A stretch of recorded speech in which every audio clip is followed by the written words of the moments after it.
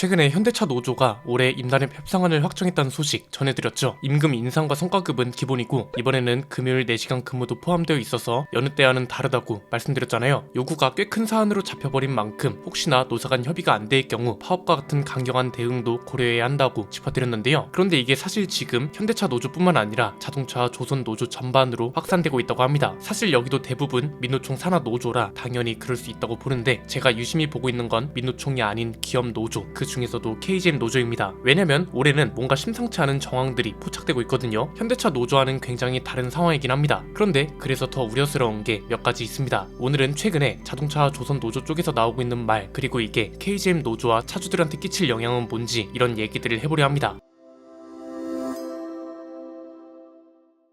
우선 자동차 조선 노조에서 나오고 있는 말을 간단하게 요약하면 이렇습니다. 현대차에 이어 기아도 기본급 인상, 성과급 지급과 더불어 정년 연장과 주 4.5일제 도입을 요구하기 시작했습니다. 주 4.5일제는 뭐라고 했나요? 금요일에는 4시간을 근무하게 해달라고 하는 거죠. HD 현대중공업의 경우 주 4.5일제는 빠졌지만 정년 연장 내용이 요구안에 포함된 걸로 알려졌습니다. 이쪽도 지금 노사 갈등이 심화되고 있다고 하는데, 조선사들이 장기 불황을 끝내고 흑자로 돌아서면서 노조가 공세를 강화하고 있다고 하더라고요. 원래부터 우리나라 자동차 조선 노조는 강성으로 분류된다는 인식이 강한데, 최근에는 정치권하고 연대해서 법 개정 요구에 나서려는 움직임도 있어서 기업들은 당연히 우려를 할 수밖에 없겠죠. 그런데 올해는 사실 민노총 산하 노조에서만 이런 움직임이 보이는 게 아닙니다. KGM도 여러가지 조건을 따져보니 올해는 노조가 조금 강경하게 나올 수도 있겠더라고요. 사실 현대차 노조와는 많이 다르죠. 쌍용차 사태 이후로 금속 노조에서 탈퇴해서 산업 노조가 아닌 기업 노조가 된 지 오래고요. 이렇게 되다 보니 노조의 기본 베이스가 회사가 잘 돼야 노동자도 산다는 기조로 바뀌고, 그래서 쌍용차 시절 어려울 때 노조에서도 굉장히 많이 협조를 했습니다. 그래서 KG그룹의 자회사로 성공적으로 갈 수 있었다고도 보는데, 이뿐만이 아니죠. KGM 노조는 작년 기준으로 무려 13년째 무파업 임단협을 이어왔습니다. 그래서 사내에서도 노조에 대한 인식이 나쁘지 않고, 여러모로 노사 간 협의를 잘 해오고 있다는 인식을 외부에서 봐도 충분히 가질 수 있었습니다. 문제는 뭐냐? 여기는 진짜 회사가 어려웠잖아요. 다른 노조처럼 이미 충분히 누리고 있고 회사 성과가 자신들의 노력으로 이뤄진 것이라는 데이터 증명이 거의 없는 와중에 추가적인 요구를 하는 게 아니고, 이쪽은 실제로 회사 자체가 어려웠기 때문에 비교적 좋은 조건이 없었습니다. 그래서 올해는 여러모로 걸리는 게 많다는 겁니다. 문제가 될 것 같은 근거 내지는 정황은 크게 세 가지입니다. 첫 번째는 몇 주 전에 꽤 크게 뉴스가 됐었죠. 횡령 혐의로 KGM의 정용원 대표가 입건이 됐고 수사가 진행 중이잖아요. 형태 KGM에서 압수수색이 진행되기도 했고 횡령액이 억대에 달하는 걸로 경찰은 파악 중이라고 합니다. 사실 어떻게 보면 사의를 표명했기 때문에 깔끔하게 물러났다고 생각할 수 있습니다. 그런데 문제는 이겁니다. 등기 이사 측에서 물러났다, 그리고 신차 개발 등 그동안 해온 중요한 업무는 마무리 짓고 갈 예정이다, 향후 거치는 경찰 조사가 종결되면 정해질 방침이다, 이런 거죠. 이렇게 되면 노조에선 어떤 요구를 할 수 있냐? 깔끔하게 물러나지 않았기 때문에 확실하게 물러나라고 요구할 수 있습니다. 왜? 다른 것도 아니고 횡령 혐의로 조사를 받고 있는 거잖아요. 정용원 사장의 횡령 혐의는 2016년부터 2018년까지 쌍용차 시절에 생긴 개인 부정 비리 의혹입니다. KGM 설명에 따르면 그렇죠. 즉 KGM으로 바뀐 이상 이런 걸 확실하게 털고 가야 된다는 의견 내지는 요구를 할 수 있다는 거죠. 두 번째는 대법원의 판결이 최근에 나왔다는 것도 큽니다. 이게 어떤 거냐면 2009년 쌍용차 사태 당시 정리 해고에 맞서 노조원들이 파업을 했고, 그래서 쌍용차 사태라는 게 생긴 거잖아요. 이 당시 정부가 쌍용차 노조원들을 상대로 손해배상 청구 소송을 했는데 무려 15년 만에 판결이 나온 겁니다. 대법원 판결이고요. 이건 즉 사건이 종결됐다는 소리입니다. 어떻게 나왔냐? 간단합니다. 국가가 금속노조 쌍용차 지부와 파업 참가 노동자 36명을 상대로 손해배상 청구 소송을 낸 거고요. 지난달 31일에 일부 승소 판결이 확정났습니다. 이 판결에 따라 노조 측은 국가에 1억 6,600만 원을 지급하고 여기에 지연 이자까지 지급해야 합니다. 1심과 2심에서는 10억 원이 넘는 배상 판결이 나왔고, 그에 비하면 크게 줄어든 거지만 어쨌든 이 당시 노동자들한테 일정 부분 손해를 배상해야 한다는 책임이 인정되어 버린 거죠. 물론 그때는 금속노조 산하, 지금은 기업 노조지만 혼란스러움은 당연히 평소보다 많을 수밖에 없고요. 세 번째는 비록 구분 기준은 다르지만 현대차 노조를 비롯한 자동차 및 조선업 노조가 강하게 들고 일어나고 있다는 것도 한몫할 걸로 보인다는 겁니다. 금요일 4시간 근무를 비롯해서 정년 연장도 강력하게 요구하고 있는데, 물론 이 정도는 아니겠지만 다른 회사 노조들이 이 정도로 나오면 KGM 노조도 흔들릴 수밖에 없을 겁니다. 이게 사실 한쪽만 너무 일방적이라면 차라리 한쪽만 욕먹으니 논평하기도 편합니다. 그런데 지금 이건 문제가 꽤 많이 다르던 거죠. KGM 노조는 민노총 노조와는 다르다는 게 가장 큽니다. 회사를 위해 협조를 잘해줬다는 걸 소비자들이 알 정도면 말 다 했죠 뭐. 심지어 강성 노조 범위에서도 벗어난 지 오래입니다. 이미지는 물론 그럴 수 있는데 15년 전 사태 이후로 너무 많이 바뀐 게 사실이고, 그 결과 지금의 KGM이 있을 수 있다고 보거든요. 그래서 올해는 노조 노조가 좀 강력하게 요구할 것도 요구하고 회사가 들어주지 않는다면 강경하게 나올 가능성도 없지 않아 보인다는 겁니다. 그렇다면 회사는 들어주기가 쉬운 상태냐? 그렇지 않다는 게 또 문제죠. KGM은 안정화 과정인 거지 안정화를 이뤄낸 회사가 아닙니다. 앞으로 나아가고 있는 회사란 거죠. 우리가 달리기를 할 때 추월을 하려면 그만큼 힘을 많이 써야 하는 것처럼 똑같습니다. 지난 쌍용차 시절에 쌓였던 안 좋은 이미지와 관행, 차이 만듦새를 비롯한 결과물 이런 걸 탈피하기 위해 엄청나게 많은 시간과 비용과 노력을 쏟아붓는 중이란 겁니다. 그냥 쉽게 말하면 회사가 지금 넉넉한 상황이 아니고 이 와중에 신차는 또 출시해야 합니다. 제가 인포테인먼트 시스템을 비롯한 크고 작은 문제들을 계속해서 지적하고 피드백해왔던 이유도 여기에 있습니다. 토레스까지는 사람들이 회사가 너무 어려운 상황에서 그래도 그에 비하면 잘 나왔고 노력하는 모습이 보였기 때문에 동정심 때문에라도 차를 사줬습니다. 그게 출시 초기 판매량에도 드러난 거라고 보거든요. 그런데 또 그 다음 차들은 뭐라고 말했었나요? 부족한 부분이 지적됐던 게 또 그대로 나온다거나 개선됐다고 연구소가 말만 하고 눈에 보이는 개선 결과가 없으면 그 뒤로 충성 고객은커녕 믿고 사준 고객들도 쳐다도 안 본다고 했었잖아요. 이 말을 왜 하냐? 회사도 지금 제품에 모든 역량을 쏟아부어야 할 때란 겁니다. 즉 노동자는 적절한 보상이나 임금 인상 같은 걸 요구해도 소비자들도 납득할 만한 상황인데 또 한편으로는 회사가 너무나도 어려웠던 법정 관리로 진짜 역사 속으로 사라질 뻔했던 회사입니다. 그런 회사가 이제 막 일어서고 있고 여기에는 정말 많은 시간과 비용이 들어간다는 것도 알기 때문에 노동자들을 위해 돈을 쏟아부어라 이렇게 하기도 참 애매하다는 거죠. 그래서 올해가 여러모로 중요한 한 해가 될 것 같다는 겁니다. 원래는 신차가 올해 많이 몰려있고 최근에 AVNT와 같은 문제점들을 빠르게 개선하지 않으면 다음 신차들도 충성 고객을 확보할 수 없다. 그리고 토레스를 구매한 차주들은 배신감 때문에라도 KGM 차는 안 살 거다 이런 것 때문에 중요하다고 했었습니다. 그런데 최근에 현대차 노조를 비롯한 자동차와 조선 산업 노조들이 강경하게 나오고 있고 KGM은 산업 노조가 아닌 기업 노조라도 여러가지 조건을 따져봤을 때 강경하게 나올 때가 된 것 같다. 그럴 가능성이 크다. 이런 게 또 중요한 요소가 되어버렸습니다. 이게 자칫 잘못하면 KGM 노조를 향한 비판 여론도 다시 강해질 수 있다는 게 문제입니다. 저희 스포일러 채널을 잘 보는 시청자가 아니라면 여전히 KGM 노조도 민노총이라 생각하고 쌍용차 사태가 뇌리에 박혀있는 상태라 여전히 강성 노조로 생각하는 사람들이 많습니다. 사실 최근까지 KGM 노조의 변화된 모습 그리고 이에 따른 KGM 노사의 눈에 보이는 결과물 이런 것들이 집중하고 인식도 변화될 수 있도록 저 나름대로 노력을 꽤 많이 한 것 같습니다. 그런데 이렇게 되면 노조뿐만 아니라 사측에도 부정적 시선이 생길 수 있거든요. 지금 그래서 서로가 굉장히 조심스러울 거라 봅니다. 임단협 시즌이 다가왔고 여러가지 조건도 뒷받침이 되고 있기 때문에 부디 양쪽 모두가 만족하는 결과가 나와서 무탈하게 흘러갔으면 하는 바람을 전합니다. 오늘 내용은 여기까지입니다. 내용이 유익하셨다면 구독과 좋아요 알림 설정 부탁드립니다. 지금까지 저는 안피디였습니다. 감사합니다.